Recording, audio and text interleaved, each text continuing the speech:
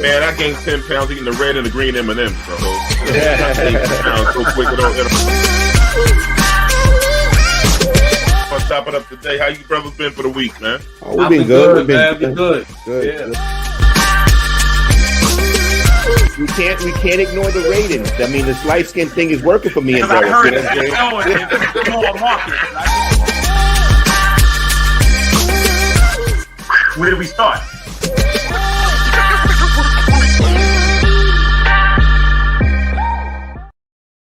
Yo, what's up?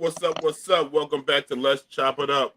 Please follow us on Facebook, YouTube, and Twitter. Like and subscribe. Tell a friend. Give us a thumbs up. Make good comments, the good, the bad, and the ugly comments, and we'll get back to you, you lovely people, when we get a chance. Well, we love you all for checking us out again. And my brothers from another mother, tell me, how was your weekend? See you guys in a little while. Talk to me, Derek. What's going on, fellas? I hope all is well and lovely in your parts of the world. And everybody listening and everybody watching. The weather is out. It's got me really, really looking forward to busting out that grill. I was 2 seconds off it today, brother. You know what I'm saying? I'm saying if I thought I could get away with it and still make this show, I'd be eating some damn, I don't know what, man, but I'll be taking it down right now, brother. You know, but I'm looking forward to that. I'm looking forward to some time off with my family coming up next week. When we get in and do the show, I'll be in Atlantic City with the family. We go there, like to just chill. No gambling. I'm too cheap. You know what I mean? But I'm gonna go there. And before I get off this thing, I just want to shout my brother out, Damien. Happy birthday, little bro. Love you to death, man. All right. And that's what it is, nice, man. You know, nice. And or I should say love you to life. Right, there you go. So and that's it, man. I'm back here with you guys, man, one more time to do it again. And just enjoying this time and trying to stay out of trouble. You know? Yep, that's what's up, man. So what's going on, Rob? What's going on with you, brother? Everything good. Like you said, I was enjoying some weather today. I was running around crazy today. Got a lot of things done. I'm happy about that.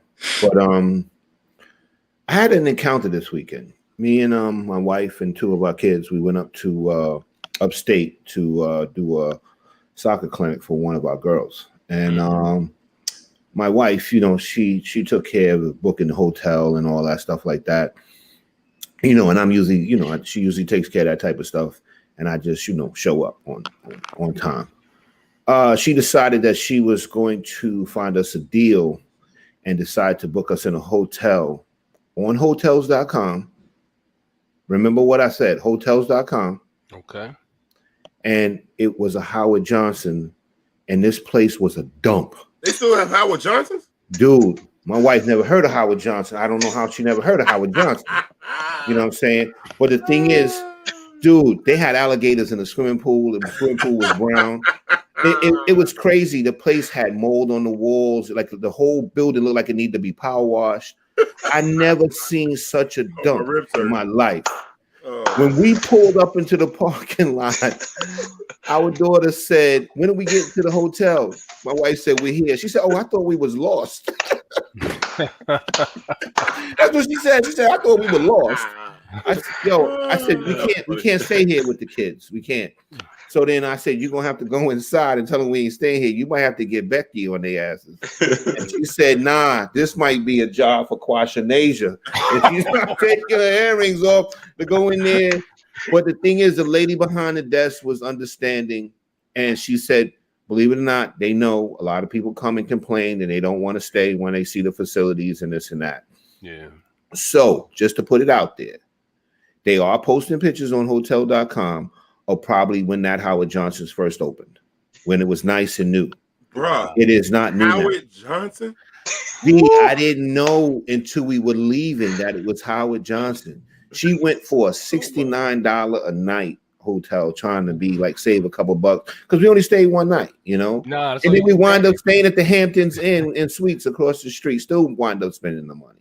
Did Howard Johnson have a Roy Rogers attached to it? Nah, I didn't have a Roy Rogers. That's the first hint. It might be a Howard Johnson. Yeah, but the thing is, still, hotel.com has not given us our money back. Every time you call somebody, you're talking to somebody either in India or Pakistan, You know what I mean? And it's just crazy. So make sure you guys book straight through the hotels in the future because the price is the same. It's no different on hotels.com than it is if you call them direct. The only difference is you get points on hotel.com. Dina, what up? If you get it, yo, book through Dina, yo. Yeah, but just be conscious of that. But that was my weekend, guys. You know, it was interesting. But other than that, the rest of the trip was good. Calvin sitting on the toilet. It is giving bathroom vibes back there, though, man. Ain't gonna lie. Yo, y'all be getting on me just on the rip. Yeah. They messing with you. Really? I'm always in this chair, though. All right. Yeah. Maybe it's too low. Dan, this is my blue light glass. What's up, Dan? How you doing, Dan? Dan chiming in. Uncle Danny, best uncle in the world. All right, honey. What up, no Yeah, but that was my weekend, you know, and everything is good. How's that? She got jokes today. You looking like a drama test instructor with them specs. I told you she got jokes. Yo, get them know that. Get their asses. Get their asses. Yo, I love it. You can't laugh. You can't get joked on, man. Don't be in the world, man. Yeah, there you go. Yo, let me get see this nigga move. Let me see. I don't know why I look different. Yo, y'all doing me bad. You do look like you in a project. Y'all doing me bad. Yeah, you do. Or a project apartment with the lamp with the shade off of it. Man. That's what it's looking like. Yeah, with the bad light. And they always got beige paint on the wall. They got a hook on the wall. You see the hook right there? What the fuck is that on the wall, man? Yo, I'm not home. I'm just saying, I'm not home. I'll be out in a minute. That's just classic. Yo, Kelvin, how it? That's right. Woman to the aid. There you go. You see my point? You see my point, though? Mm-hmm. The queen protects the king too. That's right. Chest, well, I'm gonna tell y'all. So she said the button flashed all over the wall. Yeah, we got to get Norred on the show. Norred is hot right now. Norred putting out fire tonight. Yo, this is nothing more than classic sex symbol shaming. That's all it is. That's what we say. Yeah. All right. So let me say this. The house across the street from me has been vacant for probably 6-7 months, right? And I said I'm gonna be optimistic and hope that somebody other than the natives will occupy the house. So I come home the other day, right? Fingers crossed, Rodney, right? I come home the other day. I found out that there are some people that did buy the house. How I found out? Because they was outside working on a car with the car up, jacked up, working on it, changing not to tires, but a transmission or something, okay? Oh. So then left bag garbage out that the garbage men are not going to take. And I said, well, you know what? I'm not going to look and judge just because these people are black people does not mean they natives. Until Sunday morning, I got up and saw a brother sitting in the front yard shaving. I said, well, that is with an electric shaver that's plugged in. I say, yep, this is just my luck. That's what it is. Welcome to the neighborhood. It just wherever I go. Y'all don't understand. I could move to Buckingham Palace, Ray and move next door. It just happens. I was sitting there crossing fingers. Come on, East Indian, Asian, somebody, come on. Who is it? Ray and Pookie. So that's what it. Yes. I got a question. Yes. Does it look like they're going to put the weight bench in the front yard? I was going to say the same thing. That's just what I thought. It's got to be dependent on the weather. It's just got to wait till the weather get a little warmer. That's got to be it. Or it just wasn't delivered yet. It has to be. Kelvin, I got a suggestion, right? Yeah. Now, we said on this show, I think a couple of weeks ago, that Maury Povich show went off the air, correct? That's right. All right. So that means there's an opening for a new show with you, Calvin. And the question is, are you prepared to get a show together that determines if you are or are not a native?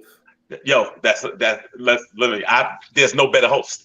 There is no better host. And I'm telling you, the show will be so packed. I just don't want to do it in the studio audience because I can't take it. I just can't take it. Where would you shoot the show? I can't. Well, first of all, I can't take the liability. Wherever I know where we're going to shoot the show. We're going to shoot the show at my house, first of all. That's the thing. So, like, because now we're getting in, when weather's warm, that means my driveway has to be blocked. I got to ask permission to get in it or not, and stuff like that. Now, that said, I mean, you literally be like my man, that's my driveway. You leaving now? I'm like, my man, like you on a schedule or something? Like, I mean, I got to give proof as to if I really am leaving or something like that. I can't just go in and out freely, So all I say is, thank you, Dr. King and Malcolm X, for trying. Thank you so much. And D, I'm glad you're keeping the faith, brother. And I can't believe D still hold on. D, what's up with you, man? How you been? Oh, that was funny, man. That shit made my day. I'm all right, man. Y'all gonna stop killing me. Y'all gonna stop killing. Y'all know what it is? This is Velvet. You understand what I'm saying? See the backdrop. That's funny. That shit was funny. But, my week was interesting, man. I went down to. I had to go to Delaware and go down there. I had to go because my alleged firearm, they did something wrong with the paperwork, right? So I had to go to the place. It's down south, to me, Delaware South. So the place is a jewelry store / you could transfer guns, all this other stuff at the same time, and buy ammunition and buy guns at the same, all in the same place. Mm-hmm. So I go in there. I had to take, pay your cable bill. Everything in one spot. Yeah, pay your cable bill. Everything. This is white on. So right, so I go into the establishment. The man is happy to hear that I'm coming, blah, blah, blah, because he really needed me. I didn't need him. So I came into the place, and then the jewelry spark guy come in there, and the one that I asked, I had, a man of our age, we got to use the bathroom and stuff like that all the time. So I said, can I use the restroom? So the guy to come out is one of them him downstairs type of dude. Little, you know what I'm saying? Little Liberace type of motherfucker. Just saying. That's what Liberace used to sing. I ain't saying nothing. When I do that with the hand, that means Liberace used to have rings, right? So he come outside, you got to use the bathroom 2 doors down. I said, him downstairs. I looked at him downstairs. It's okay. So I said, I wait until the owner come out of the gun spot. Me and him talking, and it's a good white man. He paid me gas money for coming to sign the paperwork. Can't get that in the native. He gave me gas money to show up. So I said, oh shit, this is good. So we started talking. I had to go start talking to him. I started buying some, and he gave me cheaper ammo. So listen, I'm gonna give you the ammo for cheap too. He gave me ammo for cheap.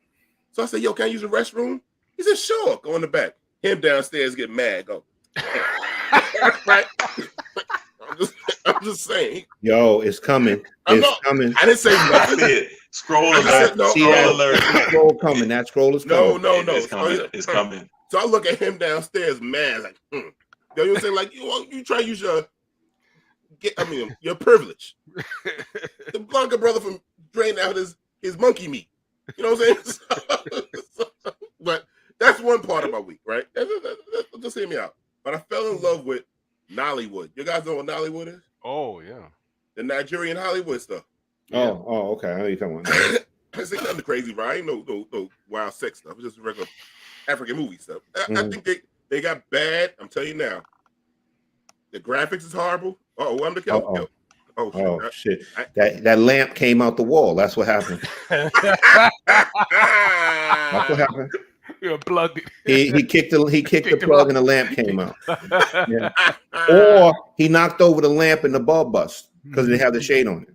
Nah. Yeah. And those Nollywood shows I'm getting into it, but another thing, I can't believe you guys, and I know I do a lot of feminist shit. I watch the WNBA draft. Oh, that's nice. See? All right. Yeah, I thought y'all guys would roast me for that one. But good. No, I like the WNBA. I watch it. I don't watch it all the time, but I do watch it now and then. Rodney? No, I've never watched the draft, and I'm being honest. Somebody's calling for a scroll. Come on, I ain't saying nothing wrong. It's just him downstairs. Do number 2. Yo, Nora Red is on fire. Fire tonight. Dina, fire tonight. They're killing us tonight, man. Oh, man. Motherfuckers say I look like a driving instructor. That shit is hilarious. It's hilarious, son. Hilarious. Oh, man. But so, Jamie trying to get Kelvin back. We got some topics tonight, man. We got to chop it up about, man. We got the brother that shot at the people in the subway in Brooklyn. Bad week for black folks. I'm telling you right now, he look, set us back. This reminds me of Malvo. Yeah. From DC Snap. Anybody, your thoughts on that film? Well, first of all, our prayers go out to those people that were injured in that situation. I'll tell you this, and I had a conversation. Oh, and backdrop, go ahead, Kel. That's right. I'm tired of the fool. I'm tired of right. the foolishness out here. He look like he's back in the studio, the original. Yeah. With the 12-year-old headphones. That's right. That's right. Go ahead and get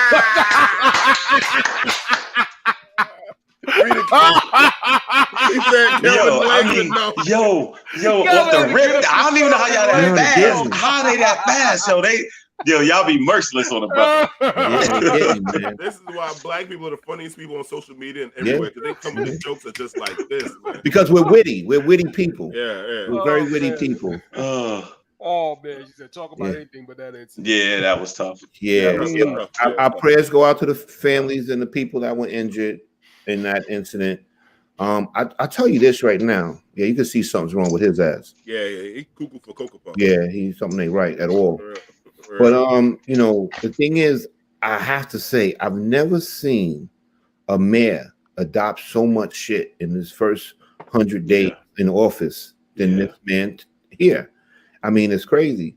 I mean, the death of 2 cops, the violence in the subways, this shooting, it's a lot of stuff in a short period of time of his term. Koch might have been one when it came in the 70s. And the thing is, he inherited a lot of stuff, de Blasio as well. But you know how I feel about this person. But I have to say, New York might need Batman to stop this shit. Batman might have to come and save Gotham. It's serious. It's getting out of control. But if he do it, he better not get on the subway because he can get it too. Yeah, because they might tear his ass up on the subway. I'm telling you. Oh, Batman? Yeah. The subway is different. Yeah, it's very different. I'm telling you. I was surprised. I guess I shouldn't be this stereotypical, but I was like, can't be a black man. I thought the same thing. The same thing. And, we got so many other sure struggles. Enough, I'm like, wow, that's okay. So every once in a while, I guess we get one. You know what I'm saying? I'm gonna make a stern statement right now. I want to say to all the terrorists that come and target New York and all the people that come and create, all this type of violence in our city. I want to say this to you. What's wrong with LA? Nobody you know what I'm saying? We done been through 9/11. Y'all can't, what I'm saying? Get them a little work. I can't run. This is the pinnacle. This where crazy comes to vacation. It's crazy, man. Yeah. Unbelievable. Yeah. Unreal. Was it originally from Philly or somewhere like that? Or Wisconsin? He was from a lot of different places. He was from Jersey. He was from here. He was from Ohio, Wisconsin. He was from a lot of different places. See, I'm gonna tell you, one of the problems I have is this: in this country, we have this thing where you pretty much go to jail and everything is good. I think we need to start making examples. Some people just D. I'm with you because I know D style. D was about that plantation life. Middle passage, baby. Put them on for real. Ass around the Gulf. For real. Because you notice you don't see this in like communist countries and stuff like that. You dare not do nothing crazy. Oh no, they got some act right over there. Yeah, that's what I'm saying. Right. For real. That's what we need. All this, you gonna go watch TV and lift weights now. You gonna get that work. You know my theory on the weights. I feel that they shouldn't be allowed to lift weights in jail. Well, I'm with you. And the feds, they taking away the weights. That's what happened. So what they should. The prisoners shouldn't be stronger than the guards. So they shouldn't be stronger than the guards. In some prisons, they have, and I'm people I'm social with, they took away the weights, and you can't even certain places you got only exercise on your lower body.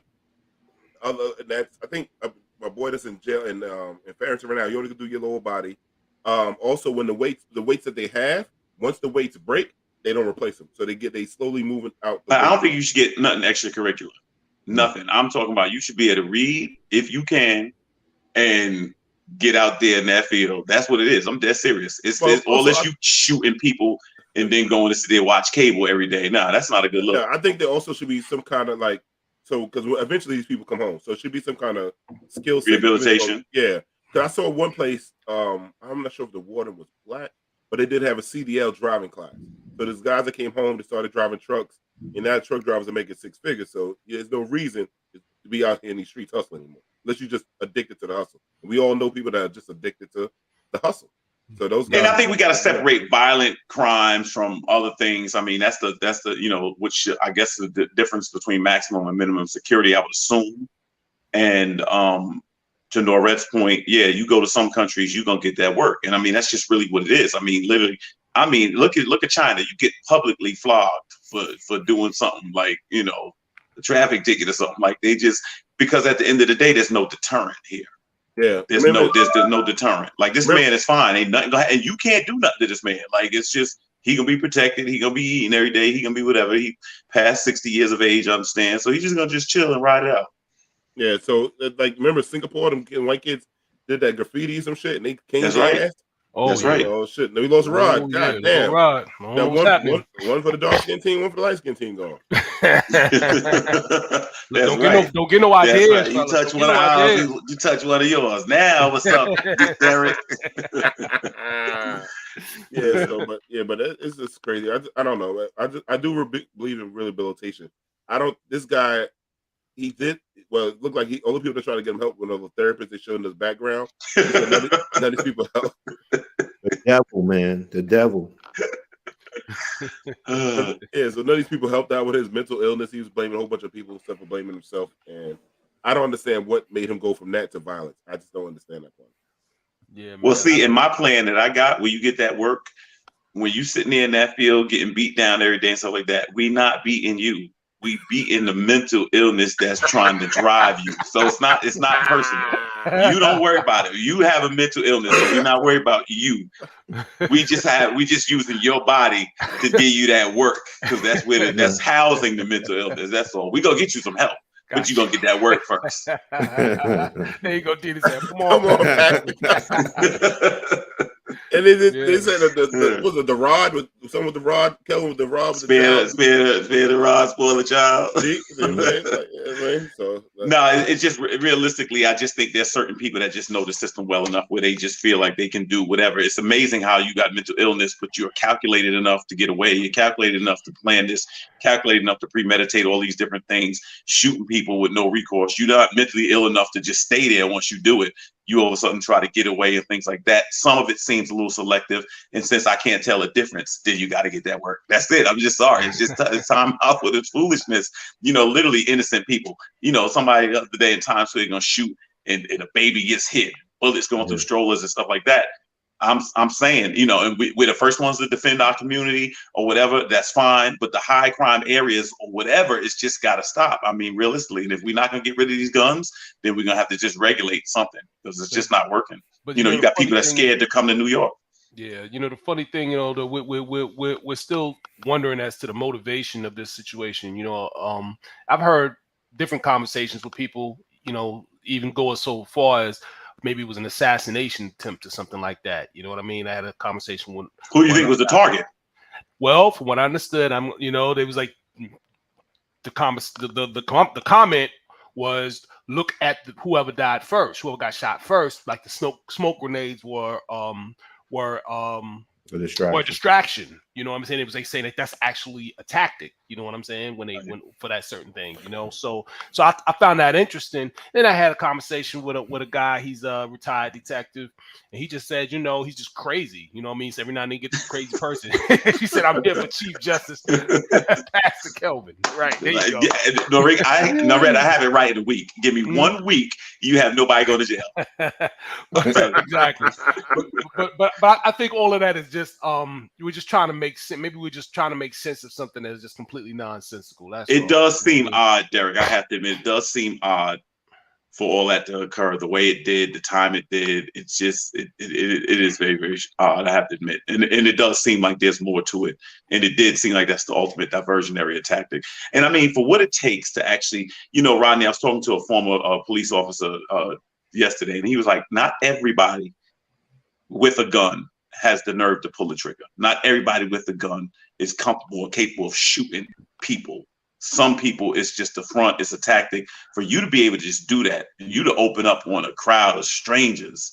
I mean, I don't know how you're wired. It's really crazy. You know what I'm saying? So I don't know, but we definitely will be praying for everybody involved, man. But I think of these parents going to work and then you just going to work and you Yeah. shot. It used to be a time where it seemed like certain areas or certain things that you would do or whatever, would lend itself more to that. Now it's any time of day, it's any area, any place. It doesn't matter. It doesn't matter. So that's just the time we live in. I don't think any one specific person was a target. I think it was random. I do.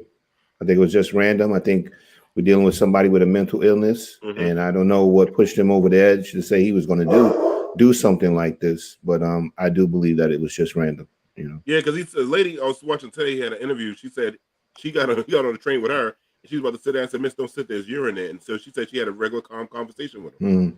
Then dude just started busting. Yeah. Wow. Yeah. Did he have a gas mask? I think one account that said the guy had a gas mask on. Yeah, he had a gas mask on. Yeah. The thing is, he came into the station with a mask on, like one of the masks like everybody's wearing for COVID, Right. And then he put a gas mask on supposedly in the train cart. But the reason they tracked him down is because he basically left everything there. Everything. They found his credit card in there. That's what concerned me because I thought that was too intentional. Yeah, man, that's the part that bugs me. He threw the vest away in the garbage in the station. Yeah, the thing is, if you looked at the video when he came into the station, he was like had a suitcase with the ones you pull or whatever. Yeah. So like I said, I just think it's somebody that had a mental illness. Something pushed him over the edge. And he decided to do it. They said he had some YouTube videos as well that Facebook and all kind of stuff. Yeah, where he's talking about violent stuff or whatever. But they found the keys to the U-Haul van left there on the scene. He had a bed in the back, a makeshift bed in the back. Yeah, he had everything. Yeah. I'm tired. For all you woke page motherfuckers, black people do some crazy shit too. And it's not I know, but that's true. But don't act like there are some legitimate conspiracies that have already happened, though. Too. Yes, you know what I'm saying? No, that's true. This native here did it. I mean, don't get me wrong. I do realize that there are people in jail that are innocent and they didn't do it or whatever. That we do realize that. But in this particular case, we're dealing with somebody that's not right in the mind. You know what I mean? Oh, I want you to know that my friend Sophia, who is the architect of the native expression, thinks we need to have a native jar. And I'm telling you, if we have a native jar, we might as well donate it to charity because we're gonna be rich because you know what it is with the natives. Kelvin, I really think you should do the show about you sit down, you interview the person, right? And based on the questions, determines if they are. Yeah, we're gonna have an intake. We'll have an intake process. Do you lift weights in the front yard? Yeah, that's one. Do you lift weights anywhere else in public view? Is your favorite snack Chinese food, preferably rib tips? So that may be that may be right there. Do you not mind going to jail? And do you go to work even when it rains? Because if you don't. No, but we definitely got this show. Hey, it could be followed by Slave Ghost. Slave Ghost is kind of the flagship, though. That is. What night should we put this show on?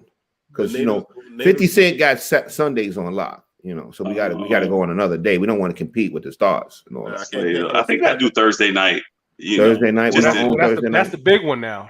Yeah, Thursday night. You shoot for the stars for Thursday. How about Tuesday?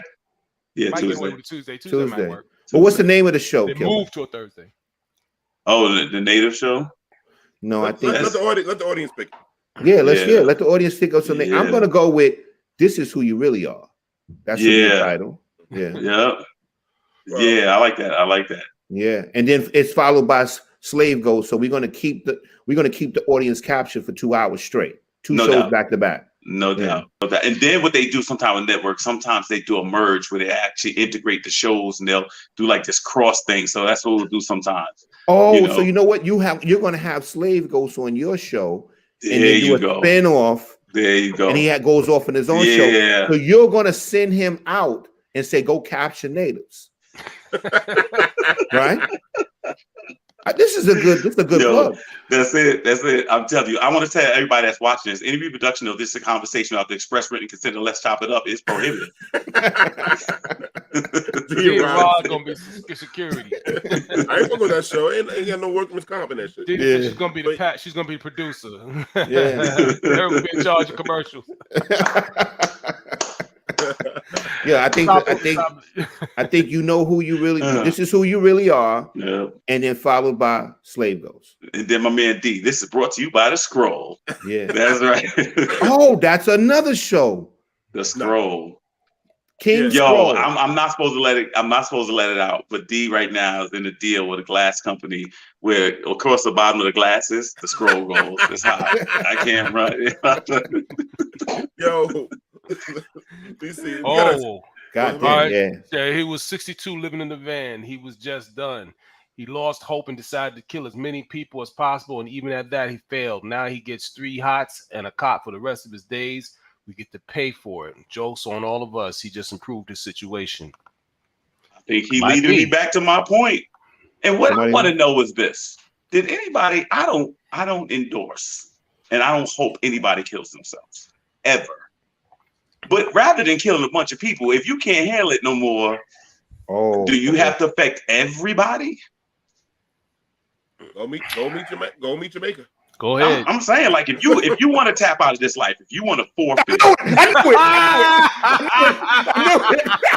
was coming. I'm gonna tell you something. I was waiting for it. I'm gonna tell you something. Stepped on the line. You ever see in basketball they say take the foul? Suicide. I'm gonna take the. Wait. I did put a disclaimer. Allegedly. I don't agree with suicide. But if the choice is you killing yourself or shooting 20 other people, I'm gonna have to go with you. Do it to yourself. The self-inflicted wound versus everybody else. You living in a van and you 62 there, that's you. That's say nothing. You. I'm just. Yeah, but you're gonna get a scroll too. Okay, all right, yeah, all right. So I do want to say I don't endorse suicide unless you want to try to kill 20 other people. Then you got to go. You got to go. All right, I think Rodney made his point, and I think the show made so. Take us back. Bring us back. All right, we got a special guest tonight. Kelvin, introduce our guest tonight. I am very, very, very happy to bring on a very close friend of mine who I used to work for in the limousine business. He has been working around entertainment for many, many years. He is Lance Green, my friend, my brother, who is the best in the business that I've ever seen. So welcome into the Let's Chop It Up family, my good friend, Lance Green. Jamie, let's bring him in. What up, Lance? Hold on, brother. Thank you, gentlemen. Thank you. I appreciate that. You got the 2 Ds, Rodney and Kelvin. I appreciate you having me here. Definitely, man. How you doing tonight? I'm doing fantastic. First time being on live air. I'm usually behind the camera. Yes, I know that, man. Well, listen, I thank you for joining us. Lance, let me ask you a question. You know, obviously, in light of everything that has happened with the Chris Rock and Will Smith incident is big. You've been around entertainment as long as anybody I've known. So, first of all, what were your thoughts on that the way that transpired? Well, immediately I wondered where was security. That's the first thing I thought. Even going back to when Kanye West decided to get on the stage at the music awards and take the mic and start talking. That back then I realized that, you know, they needed security. So that shouldn't even happen. The second thing is he slapped the guy. You know, that's assault. You know, even though he's Will Smith, we all love him. You know, there's a line. You just can't do that. And the third thing, as Black people, it's embarrassing. You get up there and you're gonna embarrass us. You made it to the top. You know, keep shining. You know. Yeah. So those are the 3 things. Now, on the flip side, I don't like Chris Rock. Okay. I've dealt with him many times. You know, he's a mumbler. He won't talk to me. You know, I had to get his luggage a few times. I had to get him on and off flights. And, you know, he acted like he was better than. You know, I wasn't happy he got slapped. But you understood. You understood. But I understood. But you know, it's violence, you know, and we're always depicted, you know, as violent people, and you know, it's our time to shine, you know. And Denzel couldn't have said it any better, you know. So that was my original initial reaction. Right. No, very, very good point. Well, let me ask you this quickly before my partners chime in. Lance, you've been around this industry for many years. You've worked with some of the biggest entertainers in the world. When you started, there was no social media. Have you seen a big difference in the change in how the public interacts with celebrity now that social media is around, or has it been relatively the same in your estimation? Oh, absolutely. When I was doing the entertainment, and when I was in the entertainment field, all there were pictures, paparazzis. All you can basically find out about a celebrity was from a magazine. Now it's viral, it's immediate, instantaneous information all across the world. So if something happens now, somewhere in Kazakhstan, somewhere, Right. somebody knows what happened, or Tibet, someplace. It's immediate. So it has changed. Yes. Hey, Lance, let me ask you a question. Who's the biggest celebrity that you've out that you've ever met or served, and how did you find them? Like, what kind of person? How would you compare him to, let's say, one of us sitting here? What kind of personality was it? Well, the biggest celebrity I've ever met was Elizabeth Taylor. And that was just a job where my job was to get her in the limo and get her out of the limo. And she was a huge celebrity. I mean, I can't think of anybody bigger. And she was gracious. And like a lot of the people that I have met, when you're doing a service for somebody, just simply getting them out of the car, getting them onto the red carpet, off the red carpet, back into the car, they realize you're there for them. And I know back then they were appreciating of us doing the job. I don't know how that is now. I think it's probably a lot different, but it was something new. You got to remember, this was a new service. It was like a concierge on the street, and a concierge that would meet you at the airport. You can get concierge in the hotel, but this was on location. So gotcha. At that time, people loved it. As a matter of fact, people would get upset if there was nobody there to meet them or greet them. That's what we did. We did the meet and greets. So in answer to your question, I would say Elizabeth Taylor, and very gracious. Yeah, you just said something very interesting that I hadn't really thought of. It wasn't like you were just a driver, I hadn't thought of that. There's an entire, like as you said, an entire service, and that's attached to it. And it would seem a lot of you'd have to kind of think ahead, and kind of anticipate what someone might like or might want. You know what I mean? A lot of anticipation in advance that you had to kind of take into account. Speak on that a little bit. Like, what's your process? What's your thought process in terms of that? Like, what is that like? How do you meet that expectation for that person? Well, it's interesting you should ask that, because I was at the company for 15 years, and every day I would say I met a different celebrity, and sometimes the same celebrity over and over and over. So it became just like if I was at Burger King flipping burgers, here's your burger. It just was a normal thing for me to do. And I think what helped me is I was never the starstruck type of person. I mean, I did see Halle Berry once up close, and she gave me a hug, and then that was like the biggest moment. But aside from that, it's your persona. You can flip out and you can get frozen. I've seen that happen. Yeah. But the process is thinking ahead, like you said. Okay, I got to get to the gate. I got to get to the airport. I got to get out the car. I hope they don't slip. Is it raining out? I mean, who's going to be there? Is there paparazzi there? Then you have to feel if the person is in a good mood, in a bad mood. Do I talk? Do I not talk? So there was a lot of times that, people loved me because I didn't say nothing to them. Robert De Niro, I knew him for many years. We never had a conversation, but his assistant said, I love the guy. I once met Harry Belafonte, right? Okay. And that was like the biggest. That was like I met a lot of. I met a few celebrities myself in my day, right? Okay. And I've never been, and similar to yourself, I've never been the starstruck type.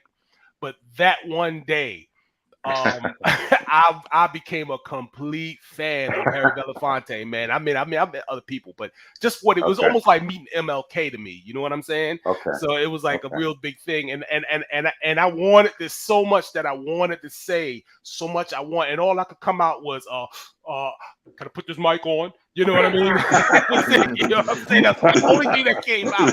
You know what I mean? The only thing that came out. You know, it's interesting. I'll tell you, and this is something having worked under Lance, and Lance took me to the 2006 Golden Globes. First time I went to do an event in LA, and it was a great time there with what amazed me was we coming out of the Golden Globes. Joaquin Phoenix comes up to Lance and calls him by name. Hey, Lance, how you doing? They really appreciate somebody that they know and they trust and respect. Now, what I've seen, and Lance, you tell me if you've seen this, I've seen the people who try to downplay celebrity. Oh, they just like everybody else. They ain't no different than me. So then they get around them. Right. And it's completely different. There's some people that try to download. But I want to ask you about Tony Braxton. And then I want to ask you about your interaction with Jennifer Lopez. Are there people that you feel the public looks at one way, and then when you get a chance to meet them, it kind of changes, you know, the admiration you may have had for them? Absolutely. And it surprises you that our own people can be that way to our own people. Okay. And you bring up Tony Braxton, and I hate to say it, and you know, I'm not bound by any confidentiality agreement, so I feel free. I could say what I want. Freedom of speech, you know. The thing is, Tony Braxton was asked for an autograph by a driver for his daughter. And that's a no-no, right? That's a no-no. That's a no-no. But he said, please, I know I'm not supposed to do this, but I would love to get the autograph from you for my daughter. She loves you. Tony Braxton said, sure, no problem. Gave him the autograph. He dropped her off at the Manhattan Hotel. He was fired before he even got back to the office, to the base, to drop off the car. She had called the office and blew up his spot. Terrible. No respect for her. Wow. To our own people. Yeah. To our own people. You know what I mean? Yeah, and that was the worst thing I've ever experienced. I couldn't believe it. Wow. I can't even watch it on TV. Wow. Lance, I'm gonna go deep. Who's the worst celebrity you ever dealt with, or the most difficult celebrity you ever had to deal with? Unfortunately, I would say Chris Rock. Okay. Unfortunately, out of everybody, and I've met everybody pretty much, and you know, you got 15 years of celebrity, and he just sticks out in my head. I can't believe that our people would be like that to our own people. Yeah, hey, man, I'm here. Hi, Mr. Rock. I'm here. I'm your greeter today. I'll be taking you to your driver. I'll be handling your luggage for you. And he says nothing. That's hard, you know? And then you get a guy like George Clooney. Hey, Lance, what's up? He's hugging you. He's throwing $50 in your pocket. You know what I mean? As a matter of fact, Shaquille O'Neal, he gave me a tip. He emptied his pockets. His pockets were inside out when he finished with me, because I took care of him and took care of his wife and did a whole bunch of stuff. And I said, no, it's okay. He was mad because he couldn't find any more money. Wow. You know? So you take, you know, from one side of the spectrum to the other, it's just amazing. So. All right. So Lance, you have a proximity that most people never have, right? So for years, I used to watch like Jennifer Lopez get on TV, and you know, for years the Inquirer would say that her staff would say that we're told we can't look at her in the eye, and she'll get on, you know, one of the talk shows like, I don't know where that comes from. The funny thing is, you and people like you know where the bodies are buried. So I've heard different drivers speak about Jennifer Lopez and Alex Rodriguez. What has been your experience, or if at all, with her in particular? Because she's always been a polarizing figure. Jennifer Lopez was good in the beginning, and she started changing. I remember when she met Puffy, and it was kind of on the low. I was bringing her back and forth to getting, you know, to meet Puffy in the Admiral Lounge at American Airlines. I had to put them two together. You know what I mean? I was there, and she was okay. But as the years went on, she became a real diva. I worked the Super Bowl in Minneapolis, and we had a driver there. I was doing the meet and greets for her. And unfortunately, she got out of the car and left the door open and never said goodbye to the driver. Meanwhile, the driver was with her for 2 days. Oh. And we put a Spanish driver there for her, you know? And I just couldn't understand. I'm in the car behind her wondering what happened. It looked like there was a fight and she got out, you got out mad and walked away. But that was just how she rolls. Wow. Left the door open.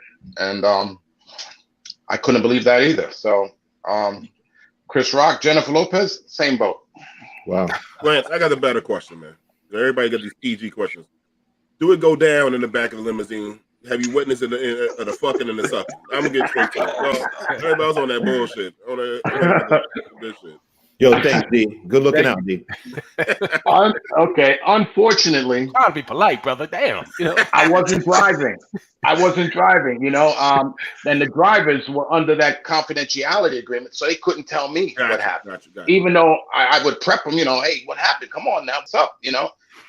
Under that agreement, they couldn't even talk to me. So, All right. Who was to add ask an adverse question to Rodney's question? Give me some of the cooler people that you've had. Oh man, the list goes on. I mean, I used to keep a list of how many, daily, how many people I'd met, this one and that one, and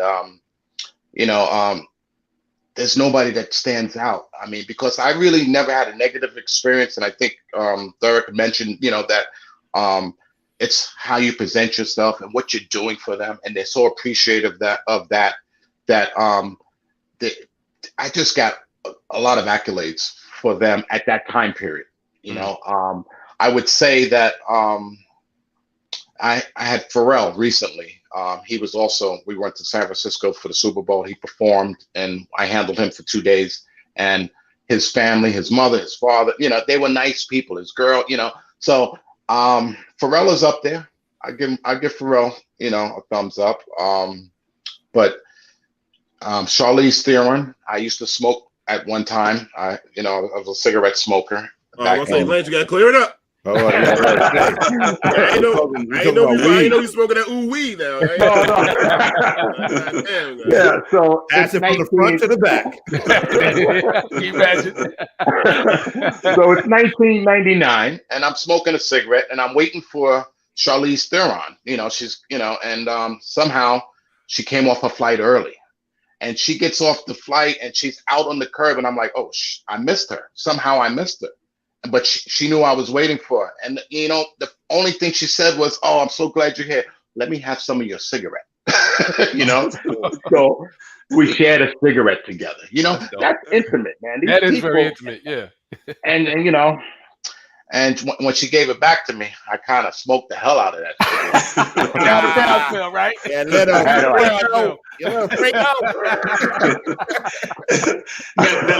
Liz, there was a time I think you used to handle Dame Dash weekly, right? Or weekends. Yeah. How was Dame?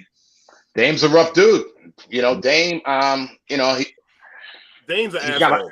He's got a lot going on. He's got a lot going on. He's an asshole. I remember a lot from back in the music days. Dame's an asshole. Let's keep it real.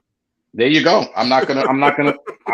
I'll echo those words. Okay. Straight asshole. I don't know any room establishment he's ever been in where he's been a gentleman. He's a fucking asshole. Yeah. Okay. Well, I got the scroll for tonight. I want everybody to know I was the one with the scroll tonight. But don't worry. The show ain't over. D is gonna catch up. Don't worry. So now Rod, alleged. Rod. I mean, Lance, let me ask you this question. Explain to the viewing audience, how does the process work when you would do a red carpet event, a main carpet event? Give me the difference between doing one in LA and then doing New York, and maybe movies versus music. How was it? First, give us everybody New York. I know Ziegfeld was big, Columbus Circle was big, but tell everybody what goes into preparing for logistically some of the award shows. Well, it basically starts with the production company, whether it's Castle Rock, MGM, Warner Brothers, Weinstein. The production company basically will put out a screening first. Bring in the foreign press, the international press, and then they'll do that in both coasts, West Coast, East Coast. Once they have that set, then they'll set up a premiere, and then they'll set up the after party for the premiere.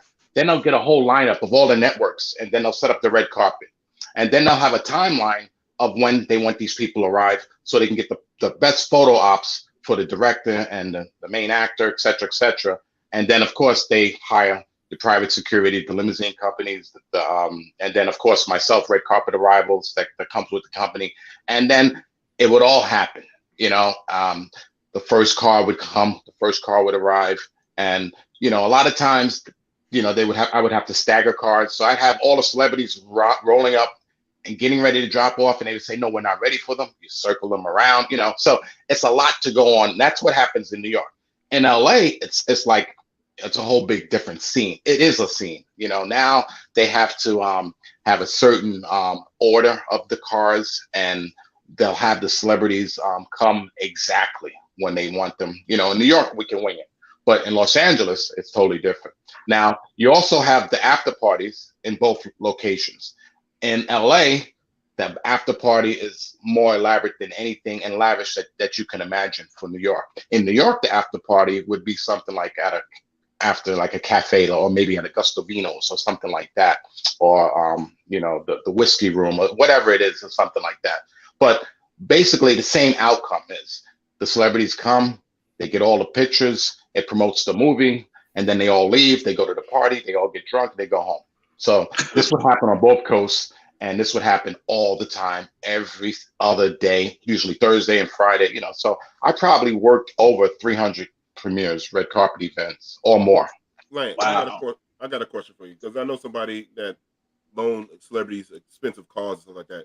And allegedly, this little comedian with the long perm, can I say his name, Jamie? Cat Williams, goddamn it, fucked up the car really pretty bad. He had those sexual stuff going. Anybody ever fuck up a car, you know, like really trashed it? Cocaine left on the floor, kind of shit type of Allegedly. I said allegedly. You did say Allegedly. I say more than once though. Oh. Well, a lot of celebrities would be charged. The company would just charge them. They would trash cars all the time. You know, a lot of vomit, okay, a lot of alcohol spill. You know, whatever it is, it was just a normal, I guess, Body fluids and stuff. Word.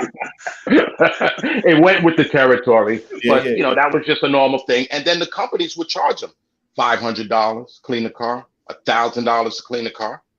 They don't care, you know. So they would trash it on a regular. And I'm sure you heard how they trash hotel rooms on a regular. So this was nothing different. It's just business as usual.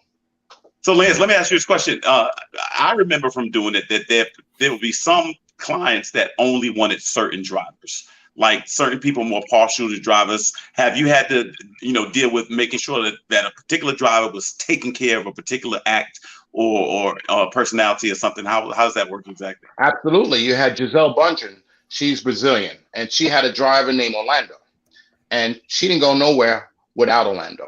I mean, Orlando had no days off when she was in town, you know, and he worked there. He was there 8 years. He didn't miss a day, and he didn't miss her one day, but he got paid well.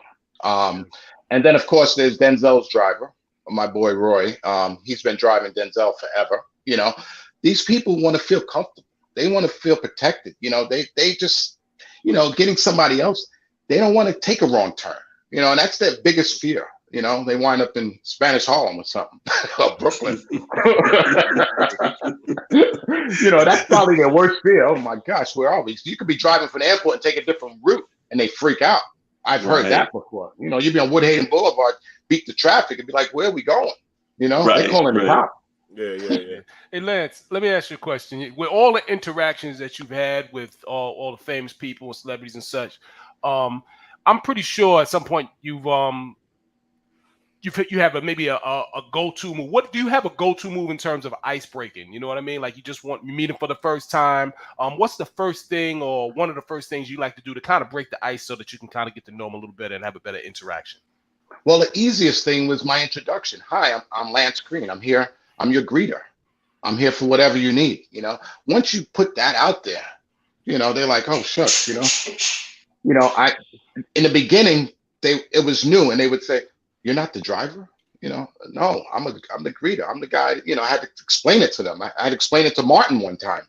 You know, I had to get him his car, and he was like, "Wait a minute, you're not driving me?" I said, "No, I get you your limo." And Martin Lawrence, he says, "All right, limo man." Okay, limo man. You know what I mean? So, in answer to your question, that introduction is very warm. It's very welcoming. So that breaks the ice right there. So if I Now, meet a Lance- celebrity, I can make a night. The first 3 seconds is very important if I meet the celebrity, right? If you're working for them, yeah. I'm in the street. I just want to find something and not look stupid. I want to, you know what I'm saying? I want to say something like, "Oh, I love you." Wait a minute. Yeah. Why did I say that? To be honest with you, if I ran into a celebrity that I never met on the street, I wouldn't know what to say. I wouldn't know what to say. Yeah. Wait, I'll tell you what you don't say. One time, Derek, I was working at the Virgin account in JFK Terminal 4, and that morning before I went to work, I happened to be watching some movie with Rosario Dawson in it. And then that afternoon, she comes off the plane and she's standing right in front of me. Now I'm watching her on a movie earlier, and then she's right in front of me. And I say the dumbest thing. I'm like, "That was so funny. I was watching you this morning." And she looked at me like she just was like, "You the biggest idiot in the world." like they seem like they don't want you to draw any attention to them, but they do love the attention. Now, what people don't know, Lance, you don't just do this line of work. You also had some of the security end. You would take care of these people. And what I noticed from you is whenever it's a big event, you never offered any information to the public. I mean, fellas, we could be doing an event. Lance would be in charge of the event. People are like, "Hey, what's going on here?" They see the cameras in the cars. I don't know. Lance never. I don't know. I have no idea.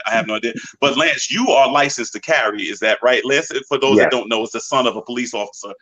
And so you're licensed to carry, which you obviously don't, publicize, whatever. But was that very, very important to be in that vein when you dealt with some of these people who obviously are, high risk when it comes to someone breaching security? Well, the officers here would identify with me. Once you're working and you've carried a weapon, you're always security. You're never not security. So if somebody's asking you about the whereabouts or where you're going or what's going on here, you don't want to give out that information because, that person could be a potential threat. So you kind of push them to the side. You kind of work with them. Yeah, I'm just here working. Kelvin will tell you, I had a little spiel. Yeah, I don't know. I'm just getting here. I'm just the dispatcher, so I would change my title. I'm a dispatcher, and then they would move on, but yeah, we're always security, you never know. All right. Well, I'm going to tell this story that Lisa G just asked. Lisa, go ahead. She's asking who's the biggest idiot or biggest creep. Yeah. Okay. The reason I'm going to tell this story is because when I started working for Lance really was serious about this Chris Rock thing. Like, Chris Rock gets on Lance's nerve, and Lance is really a personable guy. So, and I found through years of doing it, the comedians are really introverts a lot of times. So we're out in LA doing the Golden Globes. When we leave, to paint the picture, we get out of the Beverly Hilton Hotel. We coming out now, all the stars have to egress. It is like standing on the subway platform with everybody you've ever seen in television, waiting for 2 miles of limousines. The stars can't go anywhere. And these are people that's not used to waiting. Anyway, Lance and I wind up right with the cast of Everybody Hates Chris. And they should call it Everybody Hates Chris, especially Lance. That's what the name of the show originally was. Lance jumped up and said, "I hate that motherfucker too." Rodney, this is the funniest thing. So Terry Crews, the father in the show, Lance is standing there talking to Terry Crews. Chris Rock is next to Terry Crews. Lance is intentionally doing this. He's like, "Man, you the funniest person on TV. I have never seen nobody funnier than you on TV. You the fun." I mean, he's just so finally Terry Crews like, "Nah, man, it's not me, it's the boss." And he points to Chris Rock. Lance looks over and like, "Anyway, you're the funniest person on TV," and it's hilarious. I'm standing I'm 12 inches from Chris Rock. I put my hand up to shake his hand because he's from Bed-Stuy, Brooklyn. He puts his hands in his pocket and looks away. Chris Rock puts his hands in his pocket and looks away. Now, I hate to tell this story because my friend Marsha, he's her favorite comedian, and she don't like anybody talking about it. Lance remembers Marsha. And so as a result, I kept my hand up, Rodney. I was like, I would slap this man. I said this back then. I said this pre-Oscar slap years ago. I said, I'll slap him before I put my hand down. So finally he turns and with disgust, he shakes my hand, whatever like that. It was so hilarious. Lance told me from the gate, he's like, I told you he was like that. And I'll be honest with you, not only is he like that, I think a lot of comics are just really not happy people. A lot of them are not. They're just really introvert. And Lance, I know you've had people like me where you bring them in one day and then the next day you're watching them on Letterman or you're watching them on one of these shows or Regis or something, and they're completely putting on an act in front of the, and that takes getting used to, And they can do no wrong, by the way, right, Lance? I mean, they can bark on you. There's nothing you could do. They could get somebody fired. They could do, wow. They could just scream on you. But I'm assuming, Lisa, that was the biggest jerk. And Lance said it earlier. Absolutely. Hands down. Sophia says, what was the craziest detailed thing someone put in a contract? Oh, that's probably Damon Dash. I spent a year with him on contract, executive protection and transportation. So I'm, security is a 4-man job pretty much for one person. So I'm doing that by myself, and he's got me doing all kinds of stuff, walking the dogs, all kinds of stuff, Yeah. Picking up his weed from Jersey, I've heard those stories, Lance. I've heard, I used to be a police officer, and I knew a lot of police officers that did side jobs with security, and they said they're pretty much like gophers for some of these people more than they were security. You know what I mean? Absolutely. I was like, so you're not taking your safety very serious then. While I'm getting your laundry, somebody could be running up on you. Yeah. Absolutely. I don't think they think it. That's a good point. That's a good point, Rodney. I want to say this. I spoke to a former cop who did the same thing, has his own company. He said one of his guys were taking care of celebrity, and the celebrity's kid was blitzing on him. And he told the celebrity, like, if your kid speaks to me like that again, I'm done with this detail. Oh, no, he just, whatever the case is. She said it happened again. My man said, thank you. But that's it. Because remember, you got a lot of privileged, entitled kids that come from these situations too. And it's like, have you ever been screamed on by an entertainer, Lance? Never. I'm too nice. I mean, how you gonna? I mean, if I had a different persona, then I've seen other people get screamed on. I've watched Naomi Campbell scream the hell out of a few people, and I'm right next to her, And then she looks at me, and I say, "Oh hell yeah, what's wrong with that guy? I got to side with her." Yeah, I've done that around her, but no, I've never got screamed on. Have you dealt with Will before? Have you dealt with Will? I was with him and Tom Cruise. It was one event, but a short time. It wasn't my client, but I was filling in. But so I met him, but I can't say I've had to handle him or anything like that. But he's our guy, man. That's Will Smith. Yeah, definitely. It's disappointing. It's disappointing. Is there anything you miss about doing it on the day? Because I know you still have your own company that operates without you. You're on to other things now. But is there anything you miss about working those events? I miss the variety of people, and I miss this. I kind of miss it, and I kind of don't, because I got a better life now. I can relax. That's a lot of that. It's a lot of stress. I see it now. I didn't feel it then because I was in my life. I was, going to school. I was doing it, but I see it that it can be stressful, especially now. So I do miss that in a sense. And because I've been to so many parties, I don't have to go to another party in my life. When you go to the Vanity Fair party and you got 300 celebrities packed up on you, it's amazing. You're dancing with Fergie. Okay. You got Gwen Stefani here. You want to dance with her. You know what I mean? You got Wesley Snipes over here. You're trying to talk to him and Mark Wahlberg at the same time. And if you're in there, anybody will talk to you because you're in there. You're somebody. The Vanity Fair party, that party, I went to 3 times in a row, 3 years in a row. I don't have to go to another party. I'm done. That's the party, not to mention the food, and then the flowers are close to $400,000 just in flowers outside of the Vanity Fair party. It's lavish. I've never seen anything quite like that, So they gave me remiss, Lance, I'd be remiss if I didn't ask before we go about your good friend Brittany Murphy. And for those that don't know, Brittany Murphy was in a movie with Ashton Kutcher called Just Married. She was also the love interest of Eminem in 8 Mile. She and Lance were extremely close. I mean, just such a good friend. Tell us, our audience, a little bit about you and Brittany Murphy and how you became so close. And obviously she passed away way too early. But something on Brittany. Yeah, I met her in '97. She was actually my first private client for security, and I was also handling her through the other company, just doing the PR stuff, meet and greets, and all that. She introduced me her family. She was a friend.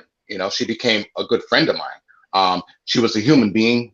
She really was a celebrity, and I think she was in I forget which movie it was, but she was up and coming, and people would flock to her. But for the most part, I don't think that her life changed. She met somebody that wasn't good for her. And then she stopped calling, she stopped texting, this and that. And then her life took another turn.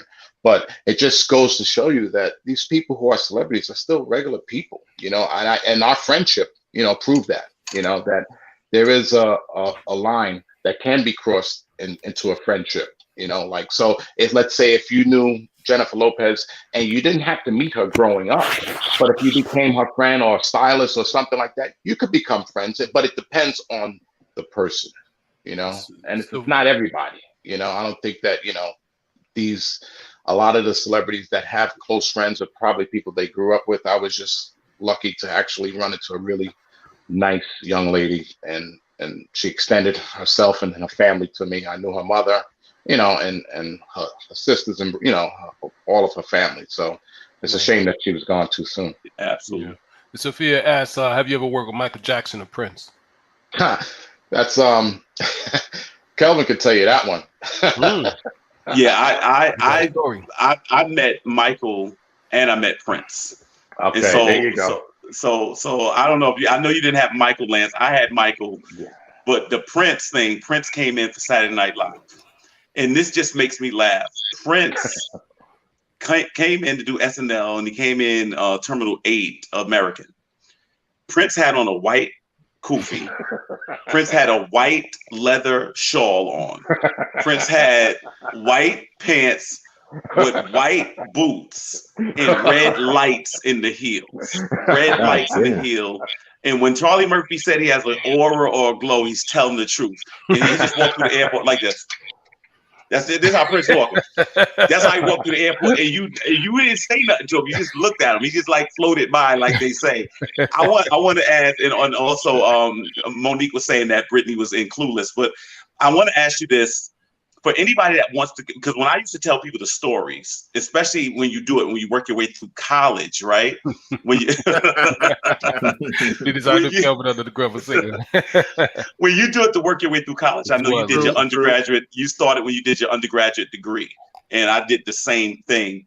When you tell people these stories, they say, "Oh, I want to do that," or "I want to work in that," because it was a good job to, meet and greet and introduce yourself to people.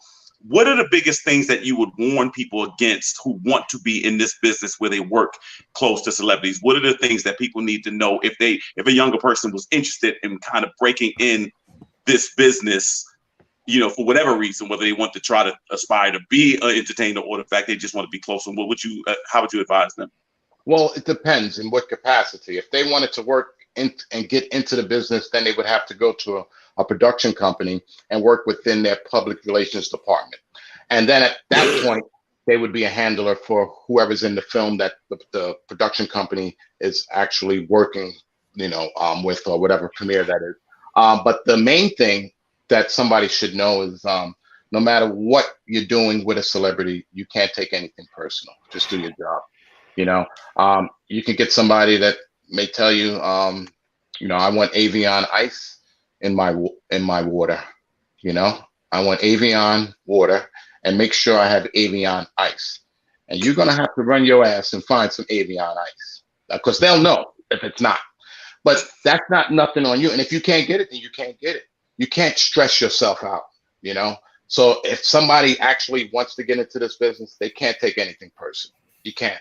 Just do your job. And if it doesn't happen and you can't produce what they want, so be it. They can go somewhere else, you know. And what I would add is you can't be a fan. You can't be a fan. Yeah. Yeah, I had a woman do something to me that was so inappropriate. And I'll tell you guys, and we're rapping, but I'll tell you this, what they would do, we would get together sometimes at the airport and discuss who we had that day. And one woman came to me from another limousine company, a rival company, and she's like, "Oh, who you got today?" I was like, "Oh, I got Patrick Swayze." It was so long ago, he was coming in on TWA. That's how long ago it was. And I said, "I got Patrick Swayze." She's like, "Oh, okay." She downplayed it. When Patrick Swayze came off that plane and was standing with me, she ran over there and acted a pure fool. "Oh my God, can you talk to my friend on the phone?" And Patrick Swayze takes the phone like, "Hi, how are you?" You could have seen the steam coming out of my ears. I was so tight because I couldn't believe it's so unprofessional. I'm telling you who I have, then you come and you know that and you rush the person. And nobody told me, or you didn't tell me you're his biggest fan in the world. And that was foul, which to your point about always downplaying Lance, I will say Lance was a ninja. You saw Lance come in when he had a client, and you didn't see Lance when he didn't. That was it. And the rest of us are hanging around the airport. Lance was a ghost. Lance was you talk about slave ghosts. That's Lance. Lance was Lance would not be around at all. I'll just tell you this. I thank you, man, so much for coming on tonight. You know, I appreciate you. I love you as a brother and a friend. Best boss I've ever had. I mean, truly, you know, and we Lance, I do tell a story behind your back, and this is kind of foul, about Lance. We're in LA. We see Suge Knight on the 405 freeway, by the way. We're staying in this beautiful hotel, and Lance says, "Oh, my cousin moved from the Bronx to Compton. I want to go visit him." I'm like, "All right, well, say what's up for me." No, I want you to go too. We take a Mercedes-Benz to Compton, okay? Compton, against my own will, by the way. So, I mean, Lance is a martial artist too, for those that don't know. He's a martial artist, and much like Rodney, he don't go nowhere without his bang bang. So, you know, but that was a great time out there. Lance, your nickname should be Thor because you don't go nowhere without the hammer. There you go. That's it. Yeah. Yo, Lance, I'm thinking about pitching a TV show for you, Limo Ninja. We're gonna talk about that. Yeah, Limbo Ninja. Okay. Yeah, that'll be on our Thursday night lineup with Slave Ghost and the Natives. That's the third show. That's the third show. Hey, but Kelvin, what would I be if take you to LA and don't take you to Compton? What, you just take you to Academy Awards and be all, glitz and glamour? Come on, I had to take you to Compton. I had to. I took it through the back roads. I mean, everywhere. He knows what's up. Oh yeah, definitely, man. No, I appreciate As a matter of so fact, much, I gave him 3 days off. I said, "You go to Universal Studios, you do whatever you want. Just work the Academy. Just work the Golden Globes. That's it." And you know what? That was hot. Yeah, front. That was hot, Lance. I appreciate you, brother. I definitely do, man. Yeah. But thank you, man. Thank you guys, the Double D's and Rodney and Kelvin, man. I love you guys too already, man. I feel so blessed to be here. So I appreciate that. Lance, since you did drive around some entertaining rappers, what are your top 5 MCs? Top 5? I'm old school. We old here. Yeah, we old too. Oh shit, that's put me on the spot. Old school. Damn. Come on, you can do now, it. Lance, let me say this. I had a guest come on, friend of mine, who could not name 5 rappers. I didn't hear the end of it.